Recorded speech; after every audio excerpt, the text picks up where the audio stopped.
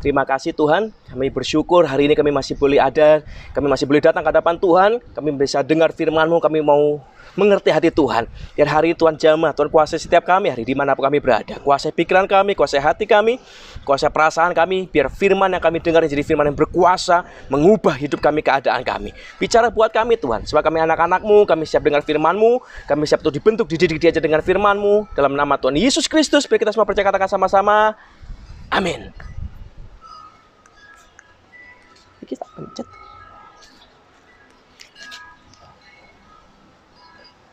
Shalom Bapak Ibu. Hari ini kita akan belajar tentang forgiveness. Suatu ketika ada sekelompok ilmuwan, mereka itu meneliti tentang behavior hewan-hewan predator, hewan-hewan buas yang ada di dunia. Mereka teliti singa, mereka teliti harimau, mereka teliti kudanil, mereka teliti buaya dan segala macamnya. Di dalam dunia hewan kita mengenal ada namanya musim kawin, mating season.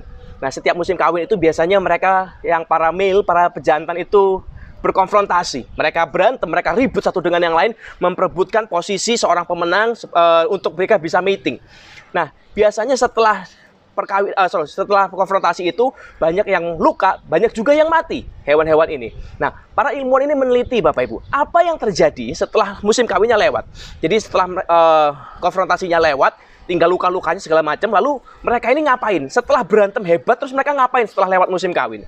Lalu para peneliti ini menyimpulkan dan menemukan ternyata hewan-hewan ini setelah selesai mating season, mereka itu menunjukkan gestur perdamaian Bapak Ibu.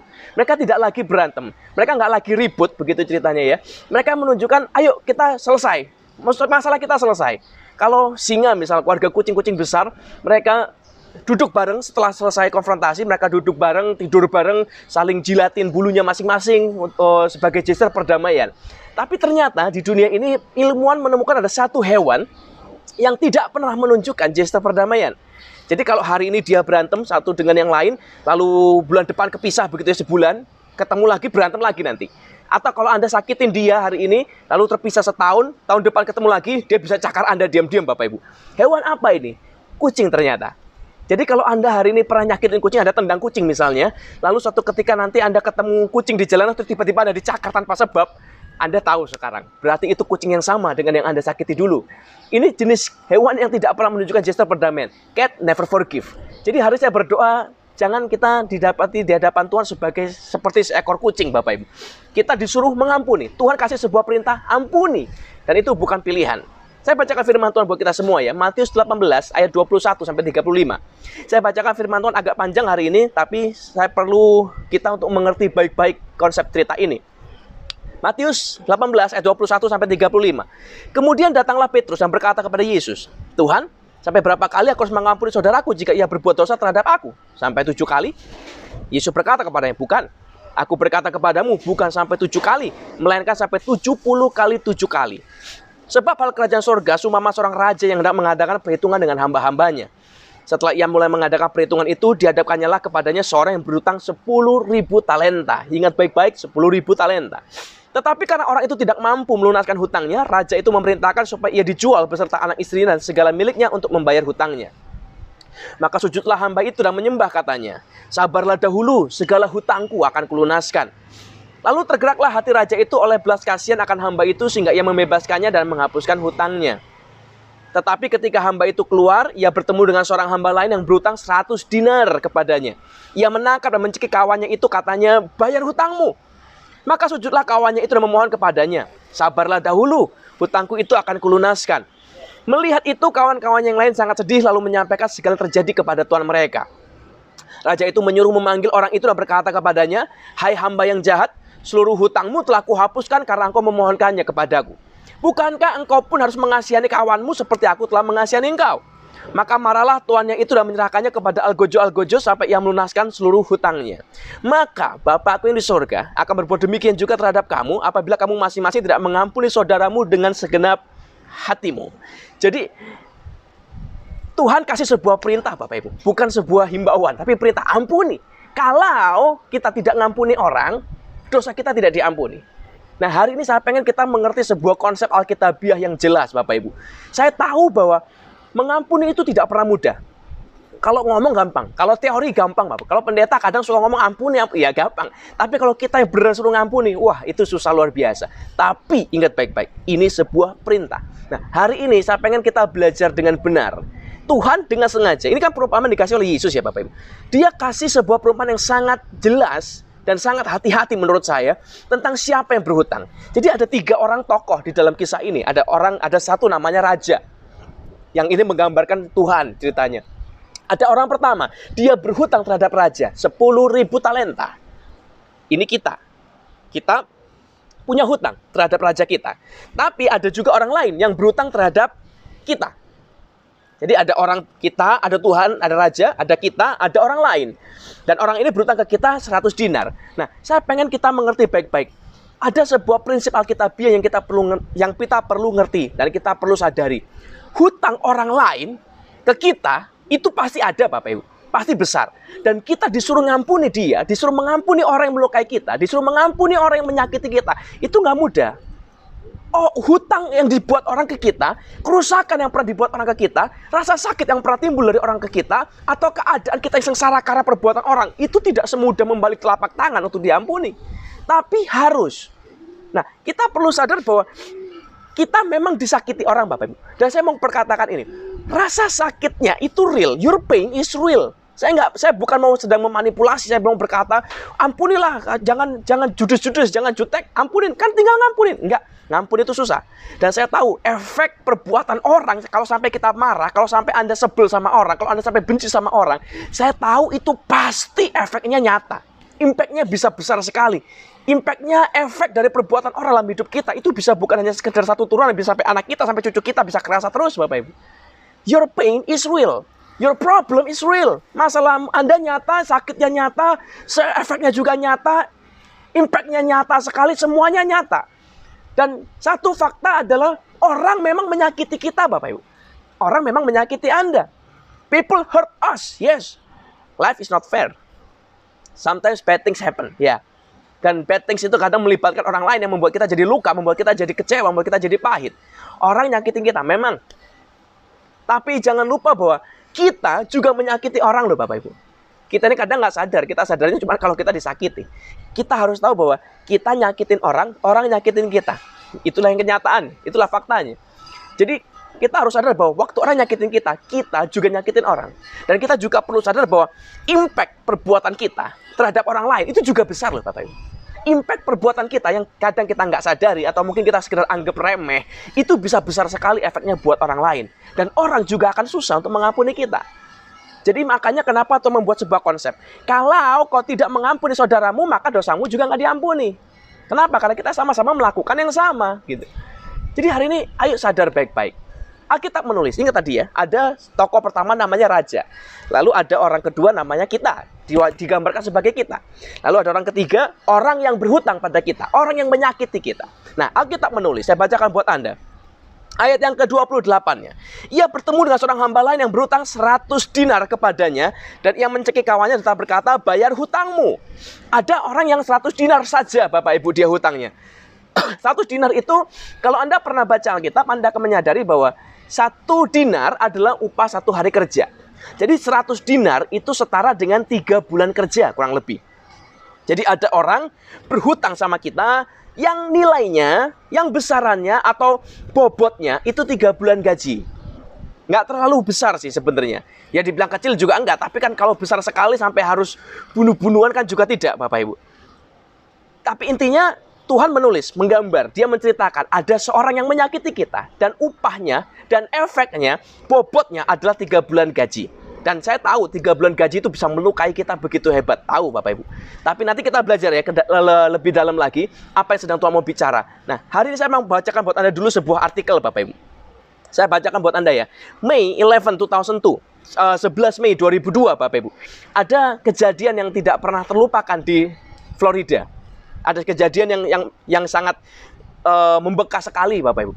Jadi ada 2 orang anak gadis, begitu cerita, masih umur 20 tahunan, mereka lagi summer break. Jadi kalau di Amerika setiap kali summer itu mereka bisa pulang ke rumah, mereka libur lah ceritanya.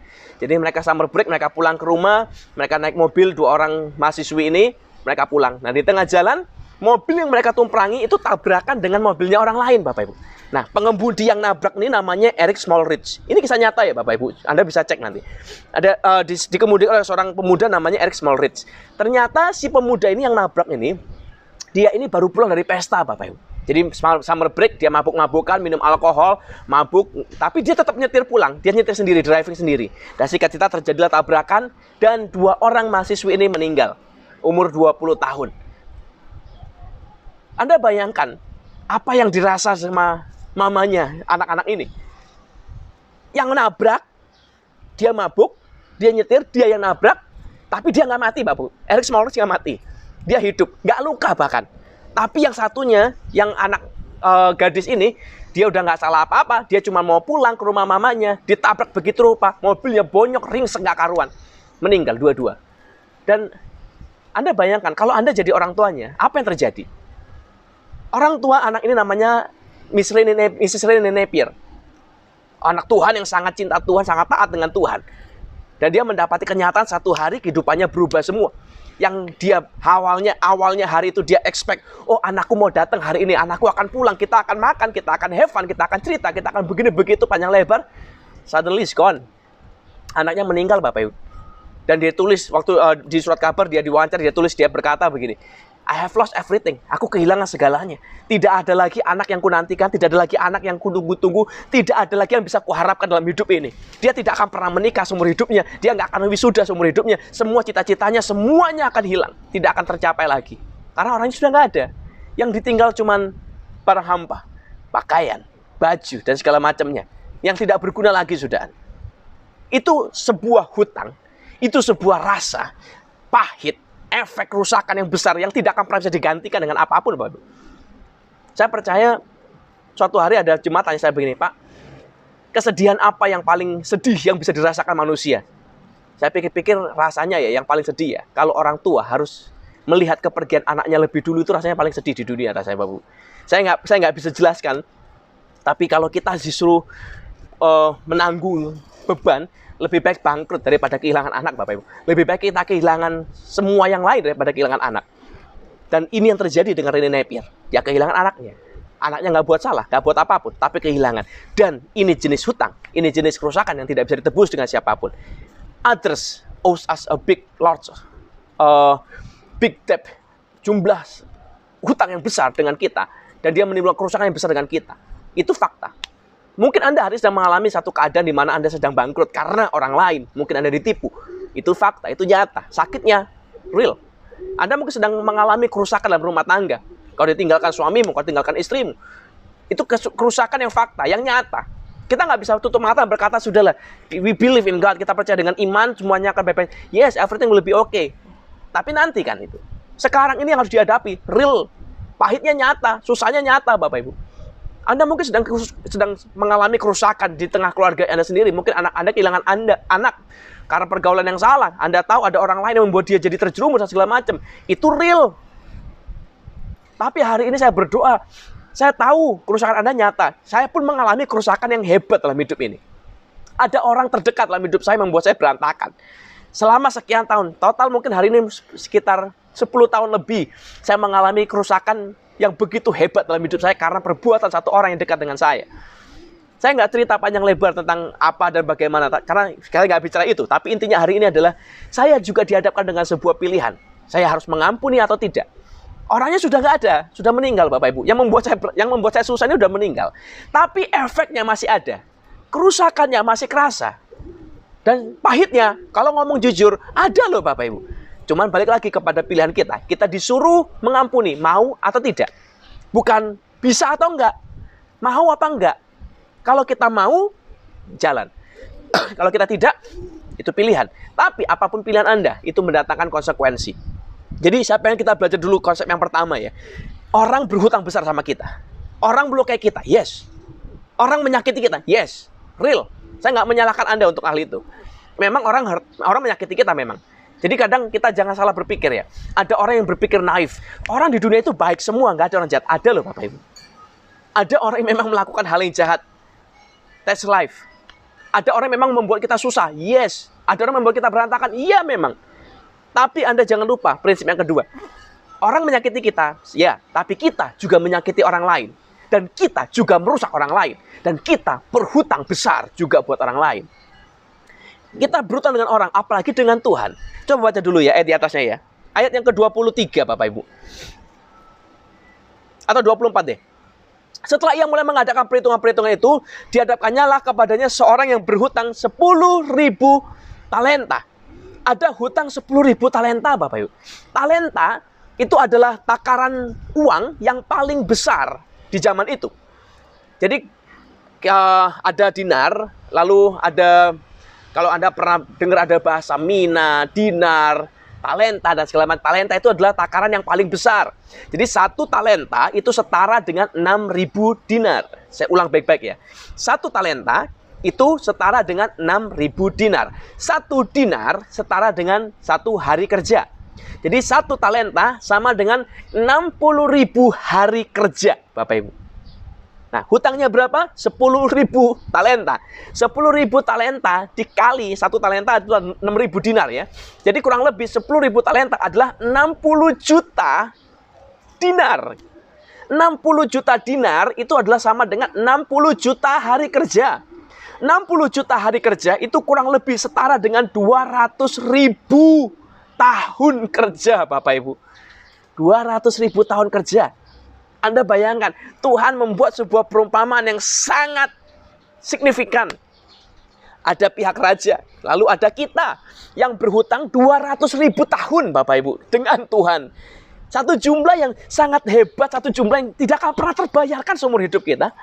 Artinya Tuhan itu menggambar begini, kesalahan kita kepada Tuhan, atau dosa kita kepada Tuhan, pelanggaran kita terhadap Tuhan, itu tidak akan pernah bisa ditebus, Bapak Ibu. Tidak akan pernah bisa dilunasi dengan apapun juga. Lalu, dengan hutang kita yang begitu besar itu, yang diampuni Tuhan, ada orang lain yang melukai kita, yang dianggap dan atau digambarkan Tuhan setara atau sebobot dengan 3 bulan kerja.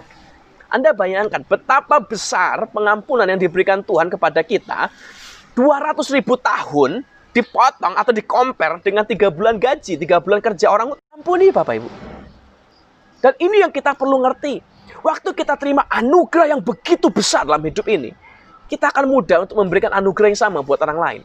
Waktu kita tahu kita ini sudah diampuni dari kesalahan yang maha besar, kita akan mudah mengampuni orang lain. Yang jadi masalah adalah kita berpikir, kita merasa kita ini nggak berbuat apa-apa. Kita merasa kita semua oke. Jadi kita nggak perlu diampuni. Jadi yang salah yang dia ya dia. Yang penting kan kita beres gitu. Tidak loh Bapak Ibu. Anda diampuni. Saya diampuni. Kembali ke cerita Rene Napier. Waktu anaknya meninggal, lalu si Eric Smallridge sidang Bapak Ibu. Di dalam persidangan terbukti dia mabuk, dia minum minuman keras sampai anaknya mati kecelakaan. Lalu divonislah dia penjara. 22 tahun lamanya Bapak Ibu. Waktu di persidangan, Rene Napier ditanya oleh wartawan, apa yang akan kamu lakukan terhadap dia? Kamu puas atau tidak dengan vonis ini dan segala macamnya? Lalu Rene Napier berkata, I'm gonna show him the love of God. Saya akan menunjukkan kepada dia kasih Tuhan. Dan kalau orang sekedar ngomong, balik lagi ya, kalau ngomong itu gampang Bapak Ibu. Tapi forgiveness is all about action. Forgiveness itu bisa bicara masalah pengampunan, bukan bicara masalah perasaan. Jadi pengampunan itu bukan berkata begini, oh ya sudah aku ampuni, tapi kan sebel ya, tapi kan nggak mau ngomong, tapi nggak mau ketemu, tapi benci setengah mati. Itu bukan pengampunan. Pengampunan itu sebuah tindakan yang nyata, tindakan yang melangkah. Dan saya mau berkata ini baik-baik. Pengampunan tidak meniadakan kesalahan orang. Saya ulang ya. Pengampunan tidak meniadakan kesalahan orang lain. Pengampunan tidak menghapuskan pelanggaran orang lain. Jadi kalau ada orang bersalah kepada Anda, lalu Anda ampuni dia, itu tidak meniadakan kerusakan yang terjadi Bapak Ibu. Tetap rusak, tetap sakit. Jadi jangan salah. Jangan Anda bilang, aku nggak mampu Mas Yan, masih terlalu sakit. Ya, nggak akan pernah hilang Bapak Ibu, karena sakitnya itu nyata. Tapi pengampunan dengan rasa sakit itu berbeda, itu urusan yang lain. Pengampunan tidak menghapuskan pelanggaran atau kerusakan yang terjadi dari efek akibat orang lain. Tapi pengampunan itu meniadakan hukuman bagi si pelaku. Jadi kalau saya misalnya, saya bunuh ayamnya orang begitu ya ceritanya, lalu ditangkap polisi, dihukumlah saya 1 bulan misalnya. Lalu si pemilik ayam berkata, oh saya ampuni kamu. Walaupun diampuni saya, berarti hukuman penjaranya hilang. Tidak loh Bapak. Hukuman penjaranya tetap. Yang hilang apa? Yang hilang adalah hukuman saya untuk mengganti ayam itu. Waktu pengampunan itu diberikan, hukuman penjaranya nggak hilang Bapak Ibu. Tetap yang hilang adalah hukuman saya untuk mengganti ayamnya. Jadi efeknya masih ada, tapi off the hook-nya hilang. Saya nggak terima hukumannya Bapak Ibu. Konsekuensinya masih ada. Atau kalau Anda mau lebih jelas, saya kasih contoh yang lain ya. Suatu ketika misalnya saya main bola, terus anak saya lah main bola begitu ya, lalu mecahin kaca jendelanya tetangga. Lalu si pemilik jendela itu kan ke rumah dong. Mereka cerita, oh tadi anaknya mecahin kaca pak, mecahin jendela. Kalau dia ngampunin anak saya, anakku nggak terima hukuman Bapak Ibu. Anak saya nggak disuruh gantiin kacanya, dia nggak disuruh motong silen, lalu masang kaca, lalu ngelem lagi, tidak. Tapi apakah terus kacanya nggak dibayar? Bayar Bapak. Yang bayar ya saya. Tapi anaknya tidak, off the hook, lepas dari hukuman. Itu yang terjadi dengan kita Bapak Ibu. Waktu hutang kita di hadapan Tuhan yang dihitung 200.000 tahun itu tidak akan bisa lunas dibayarkan. Dia datang, dia turun, dia tebus dosa kita, dia bayar kita Bapak Ibu. Jadi kalau ada orang berkata, oh ikut Kristen itu enak, keselamatan gratis, hanya tinggal mengaku dengan mulut dan percaya dengan hati kau selamat masuk surga. Salah besar. Keselamatan kita tidak pernah gratis Bapak Ibu. Keselamatan Anda tidak gratis. Keselamatan kita mahal harganya. Cuman kita nggak bayar. Keselamatan kita mahal harganya. Cuman kita nggak bayar. Nah, hanya karena kita nggak bayar, bukan berarti gratis. Ada yang bayar, Yesus. Tapi ada loh Bapak Ibu yang bayar. Ingat konsepnya, ada yang bayar. Sangat mahal harganya. Suatu hari saya pernah makan Bapak Ibu di satu restoran di dekat rumah saya. Lalu di tengah-tengah makan itu saya ketemu kedatangan orang lah ceritanya. Jadi orang ini minta uang lebih tepatnya. Dia minta uang, saya pikir saya nggak mau kasih uang lah. Kalau kasih uang nggak seberapa, nanti saya mau kasih makan saja lah. Saya bilang, Bu, makanlah di sini, saya bayarin kamu, saya traktir kamu, pilih apapun yang kamu mau. Singkat cerita, si ibu ini pesan, Bapak Ibu. Dia pesan makan, dia pesan minum, dan segala macam. Lalu dia mulai makan. Nah, selesai makan, ya sudah dong. Dia makan, saya makan. Lalu saya bilang sama waitersnya, saya mau bayar, saya mau pulang. Selesai saya. Dia kasih bon, saya bayar Bapak Ibu. Selesai dibayar, lalu ibu ini berkata, wah enak ya, aku dapat makan gratis hari ini. Lalu saya bilang dengan dia, loh Bu, makananmu ini nggak gratis loh. Kau memang nggak bayar, tapi kan ada yang bayar, saya. Jadi jangan salah ya Bapak Ibu. Jangan dipikir, oh dia nggak bayar, saya juga nggak bayar, jadi gratis. Itu gratis kalau begitu caranya. Tapi kan tidak, ada pihak yang membayarnya. Hanya karena dia nggak bayar, bukan berarti itu gratis. Saya bayar tetap. Sama dengan keselamatan. Hanya karena Anda dan saya tidak bayar, tidak mengucurkan darah, tidak mengeluarkan pengorbanan yang besar untuk itu, hanya karena kita nggak kehilangan apapun, bukan berarti gratis Bapak Ibu. Keselamatan Anda sangat mahal harganya. Dan dibayar oleh Kristus yang kudus. Hutang 200.000 tahun yang harusnya secara perhitungan normal tidak akan pernah bisa lunas seumur hidup, yang harusnya secara perhitungan tidak akan pernah bisa ditebus sampai kapanpun, tapi ternyata diampuni dengan begitu rupa oleh Yesus kita. Nah, setelah mengalami pengampunan yang besar itu, kita dihadapkan dengan orang lain yang berhutang 3 bulan gaji dengan kita. What will you do? Apa yang Anda lakukan? Kita mau tetap bertahan dan berkata, aku pahit, nggak rela aku. Pak Pendeta nggak tahu betapa sakitnya dia melukai aku. Pak Pendeta nggak tahu betapa payahnya dia melukai aku. Hutang kita yang begitu besar diampuni Bapak Ibu. Nah, problemnya adalah kita sadar apa tidak. Waktu kita menerima pengampunan anugerah yang begitu besar dari Tuhan, apakah worth it ditukar dengan yang 3 bulan gaji ini? Kita harus sadar baik-baik. Kembali ke ceritanya Rene Napier, Bapak Ibu. Singkat cerita, waktu si Eric Smallwood ini di penjara, dan dia sempat berkata tadi, oh aku akan menunjukkan kasih Tuhan kepada dia. Kalau ngomong gampang Bapak Ibu. Tapi ternyata Rene Napier menjadi headline berita di Florida Bapak Ibu pada waktu itu, karena dia membuat sebuah tindakan action of love yang sangat hebat sekali. Dia pergi ke pemerintah Florida Bapak Ibu, dia bikin sebuah permohonan, sebuah request formal. Dia minta sebagai hukuman tambahan kepada Eric Smallwood, aku minta dia dikeluarkan dari penjara setiap 1 minggu sekali untuk pergi sama aku bersama Rene Napier, mamanya yang meninggal ini, aku pengen kita pergi sama-sama, kita kampanye ke sekolah-sekolah, ke SMA-SMA, ke kampus-kampus untuk kampanyekan safety driving. Jangan nyetir sambil mabok. Singkat cerita, permohonannya dikabulkan Bapak Ibu dengan pemerintah Florida. Dia dikeluarin, mereka diajak pergi. Dan Rene Napier, dia mulai atur acaranya. Dia bawa rongsokan mobilnya anaknya, Megan Napier. Sudah bentuknya udah kayak bola, Bapak Ibu, udah peringsek kanan kiri, nggak karuan, udah hancur. Itu diderek, dibawa ke halaman sekolah tempat dimediakan kampanye.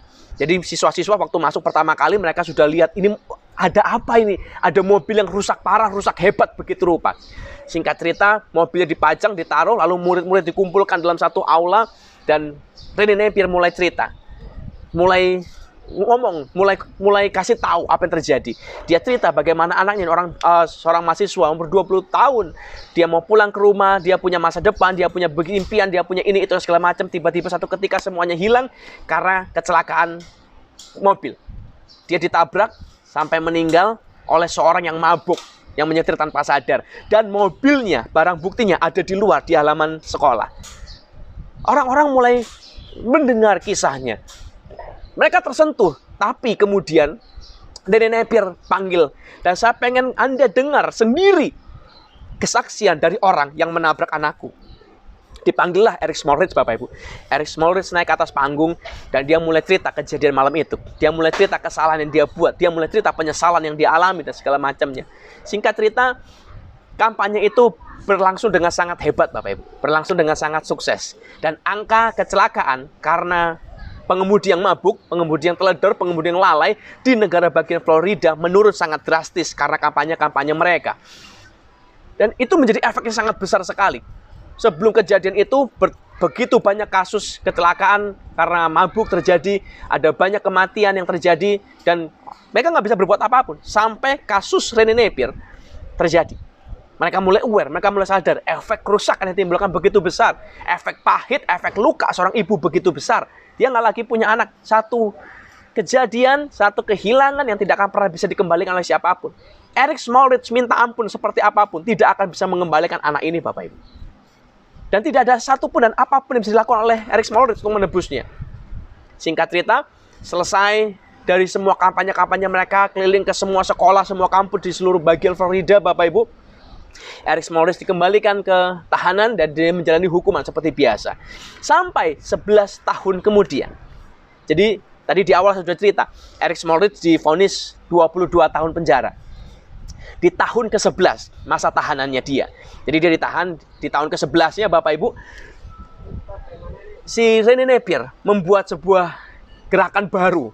Dia mengirim surat ke pengadilan Florida, dan dia membuat sebuah permohonan. Aku sebagai orang tua korban meminta dengan sangat kepada hakim pengadilan Florida untuk membebaskan Eric Smallridge lebih awal daripada masa tahanannya. Hakim memeriksa pengajuan itu, dan dia penasaran, kenapa ibu korban meminta pengajuan lebih awal. Dipanggillah dia, Bapak Ibu. Ditanya, kenapa kamu pengen dia bebas lebih awal? Kalau ibunya orang lain, lihat anaknya, pembunuh anaknya, pengennya dihukum lebih berat, lebih lama, jangan keluar, kalau bisa seumur hidup, kalau bisa mati hukumannya. Tapi kenapa kamu pengen dia keluar lebih awal? Kenapa kamu pengen dia menikmati kebebasan lebih cepat daripada yang seharusnya? Dan Rene Napier berkata, because I want to show him the love of God. Kasih Tuhan akan mengubah hidup orang lain. Waktu kita pernah dengar sebuah statement berkata, love never fails. Yes, love never fails. When love is an action. Love is not a feeling. Love itu bukan perasaan. Wah, rasanya deg-degan, rasanya aduh, kayaknya jatuh cinta. Bukan. Itu bukan jatuh cinta. Love itu bukan perasaan. Kalau Anda baca Korintus, Paulus tidak pernah menggambarkan love, kasih, sebagai perasaan. Kasih itu deg-degan, kasih itu gelisah, kasih itu keringet dingin, kasih itu kepikiran terus, kasih itu nggak bisa tidur. Tidak. Yang dia berkata adalah kasih itu murah hati. Kasih itu menutupi pelanggaran. Kasih itu percaya akan segala sesuatu. Kasih itu verb. Love will never fail when it's an action. Hari ini Bapak Ibu, pengampunan itu juga bukan sebuah perasaan. Bukan rasanya aku ngampun, udahlah, udah kurelakan, udah, ya sorry lah, oke. No. Pengampunan itu bukan meniadakan perbuatan orang. Pengampunan bukan meniadakan kesalahan orang. Pengampunan bukan meniadakan dosa orang. Pengampunan bukan meniadakan pelanggaran orang. Pengampunan meniadakan kesempatan kita untuk menghukum dia. Dan pengampunan melepaskan atau meniadakan hukuman bagi si pelaku. Jadi waktu kita hidup dalam dosa, hukuman kita harusnya neraka, Bapak Ibu. Tapi Tuhan menebus kita, Dia bayar kita, Dia lunaskan hutang kita nggak terima hukuman, kita lepas dari hukuman, kita masuk dalam surga yang ajaib. Dan saya percaya begini, waktu kita sadar betapa besar anugerah yang kita terima dari Tuhan, akan jauh lebih mudah untuk bagi kita mengampuni orang lain. Tadi di awal saya sudah cerita, ada satu kejadian dalam hidup saya yang dibuat oleh orang dekat saya. 10 tahun lebih kerusakannya terjadi. Sampai hari ini, Bapak Ibu, saya akan bicara dengan jujur sama Anda ya. Jangan dipikir pendeta nggak punya masalah. Banyak, Pak Bu. Kita cuma nggak pernah cerita saja sama orang. Sampai hari ini kerusakannya masih kerasa dan masih hebat sekali, masih sangat menyakitkan sekali efeknya. Tapi saya juga dihadapkan dengan sebuah pilihan, apakah saya mau mengampuni atau tidak. Dan saya memilih yes, I will forgive. Dan saya mengampuni Bapak Ibu orang ini. 3 tahun menjelang dia dipanggil Tuhan, Tuhan kasih saya kesempatan, Bapak Ibu. Saya mengampuni dia. Saya undang ke rumah saya ajak makan. Saya berkati dia. Sampai dia masuk rumah sakit, saya temenin. Saya yang bayar semua pengorbanannya. Ya, bagi saya waktu itu juga tidak mudah, Bapak Ibu. Saya harus mengurus hidup saya sendiri. Saya harus pulihkan jalan saya sendiri. Dan saya harus mengampuni dia. Dan ingat, pengampunan bukan perasaan. Pengampunan adalah sebuah action yang real. Saat orang ini dia nggak punya makanan, saya yang datang, saya yang anterin, saya yang beliin, saya yang temenin, saya yang biayain semuanya. Sampai pada hari dia meninggal, Bapak Ibu, saya juga dihadapkan dengan sebuah pilihan. Orangnya sudah nggak ada. Apakah masih akan diampuni? Dan saya menyadari, saya pikir saya kan sudah ngampunin, saya kan sudah 3 tahun kemarin sudah berbuat baik, toh kan selesai. Tapi di satu sisi dalam hati saya, Bapak Ibu, saya sadar bahwa saya masih luka sekali. Saya masih, dalam tanda kutip, saya masih rasanya sebel sekali. Karena efeknya luar biasa loh, Bapak Ibu. 10 tahun lebih efeknya nggak hilang. Dan waktu orang ini meninggal, saya berdoa. Saya bilang, Tuhan, mampukan saya, Tuhan. Saya mau ampuni dia. Singkat cerita, Bapak Ibu, orangnya meninggal. Saya cerita dengan sangat jujur ya, ini bukan dibuat-buat. Sampai hari ini fotonya masih ada di rumah saya, Bapak Ibu. Saya pajang Mas ya. Dan saya percaya pengampunan itu bukan sebuah perasaan. Saat orang datang ke rumah saya kadang nanya, ini siapa? Saya masih jelaskan siapa dia. Dan saya tidak singgung kesalahan dia. Saya nggak cerita kesalahan dia atau apa yang dia buat yang membuat saya terluka. Tidak.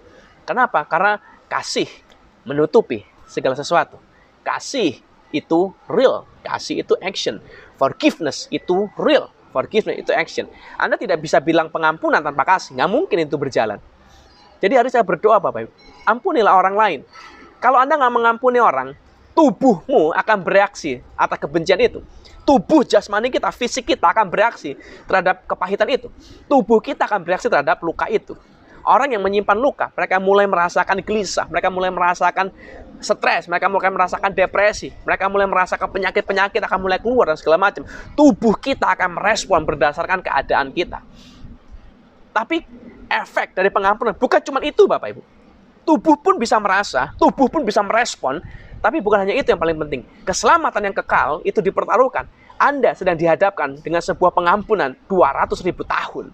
Kalau Anda tidak mau mengampuni 3 bulan itu, Anda akan kehilangan pengampunan yang 200.000 tahun itu.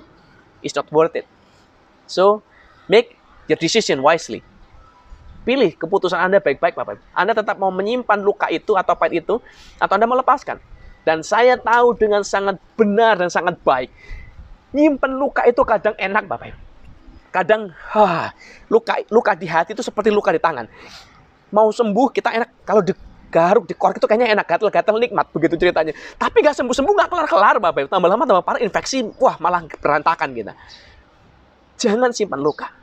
Jangan simpan pahit. Jangan kasih makan jiwamu yang kotor. Pilih, Bapak Ibu. Pengampunan diberikan Tuhan. Kita mau terima atau tidak, itu sebuah pilihan dalam hidup kita. Hari ini saya berdoa Anda bisa pilih yang benar. Anda bisa pilih pilihan yang terbaik. Saya bacakan buat Anda satu kisah terakhir, satu ayat terakhir ya. Efesus 4 ayat 31-32. Segala kepahitan, kegeraman, kemarahan, pertikaian, dan fitnah hendaklah dibuang dari antara kamu, demikian pula segala kejahatan. Perhatikan Bapak Ibu ya, yang harus dibuang, kepahitan, kegeraman, kemarahan, pertikaian kamu. Ini yang disebut, yang disuruh buang, kepahitan, kemarahan, kegeraman. Itu kan yang masalah yang kita nggak bisa ngampunin tau Bapak Ibu. Yang kita sebel ini kan, yang bikin kita luka, yang bikin kita pahit, ya ini loh. Itu disuruh buang sama Tuhan. Tuhan nggak suruh buang yang lain-lain. Saya ngomong dengan hati-hati ya. Tuhan tidak berkata, buanglah keinginanmu mencuri, buanglah keinginan mesummu, buanglah hasrat nafsumu. Tidak Bapak Ibu. Yang disuruh dengan sangat spesifik untuk dibuang, kepahitan, kemarahan, kegeraman, pertikaian, itu disuruh buang. Kenapa? Kita kadang suka membedakan, oh ini dosa ringan. Kalau cuma pahit itu kadang bukan dosa, bahkan dikategorikan. Itu kondisi hati normal. Kalau nafsu, oh itu dosa. Padahal semua di hadapan Tuhan sama loh Bapak Ibu. Dan ini justru lebih mudah untuk dikendalikan. Buanglah kepahitan, karena itu sebuah keputusan. Buanglah kemarahan, kegeraman. Buanglah kesempatan Anda dan hak Anda untuk menghakimi orang lain. Buanglah hak Anda untuk menghukum orang lain. That's forgiveness. Lanjut ke bawahnya. Tetapi hendaklah kamu ramah seorang terhadap yang lain, penuh kasih mesra dan saling mengampuni, sebagaimana Allah dalam Kristus telah mengampuni kamu. Jadi saya berdoa hari ini.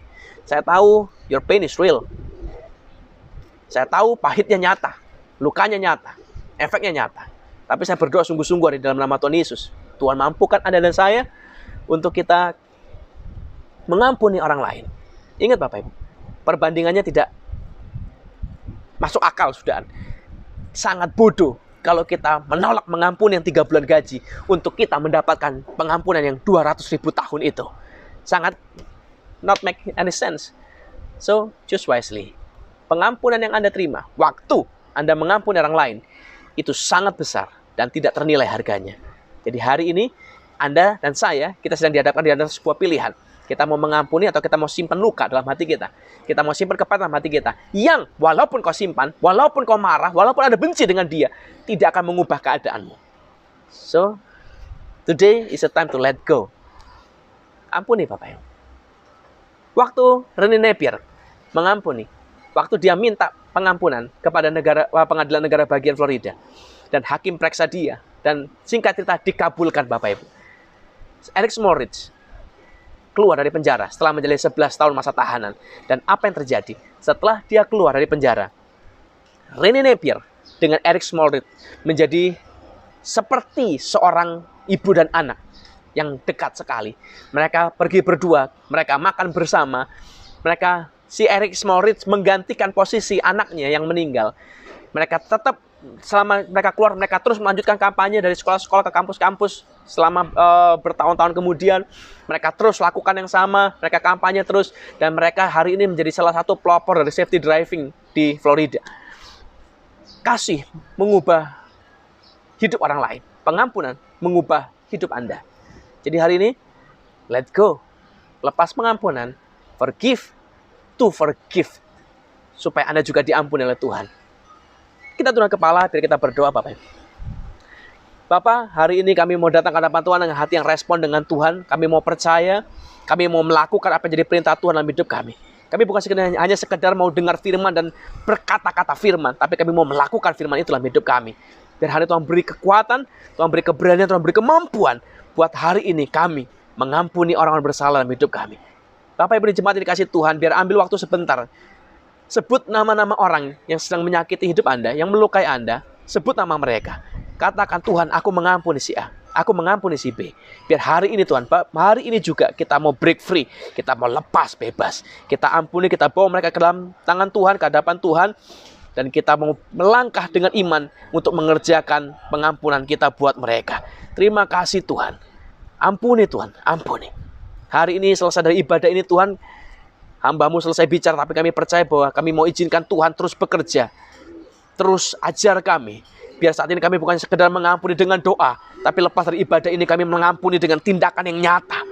Kami mau ketemu, kami mau ampuni, kami mau luruskan, kami mau pulihkan semuanya. Karena kami tahu saat kami mengampuni orang, Tuhan juga mengampuni kami. Terima kasih Bapa. Dalam nama Yesus, biar kita semua percaya katakan sama-sama, amin.